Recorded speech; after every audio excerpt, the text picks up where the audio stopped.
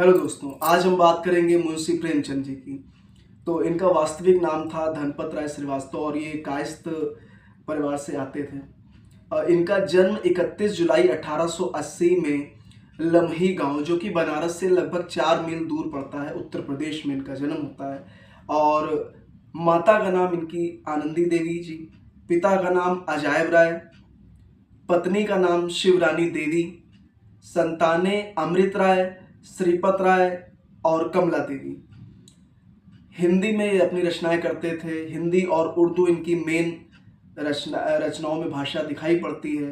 पेशा जो था अध्यापक, लेखक तो ये थे ही पत्रकार। और किस विधा में ये लिखते थे तो कहानी और उपन्यास।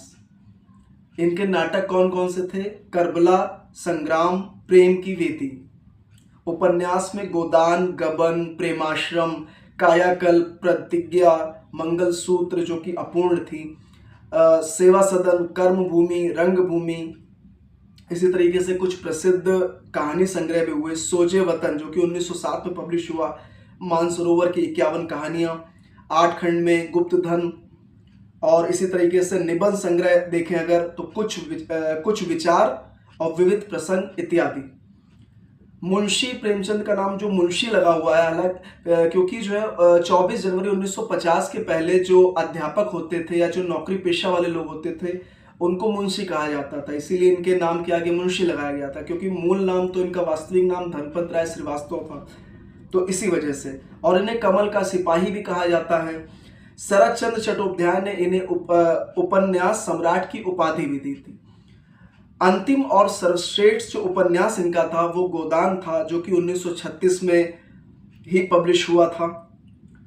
प्रेमचंद जी की रचनाओं पर कुछ प्रसिद्ध फिल्में भी बनी और कुछ टेलीविजन धारावाहिक भी बनाए गए, जैसे कि शतरंज के खिलाड़ी और सदगति, ये दोनों फिल्में बनाई गई सत्यजीत रॉय के द्वारा, जो कि एक फेमस निर्देशक और निर्माता भी थे। इसी तरह सेवा सदन, कफन, गोदान, गबन, इन पर भी फिल्में बनी।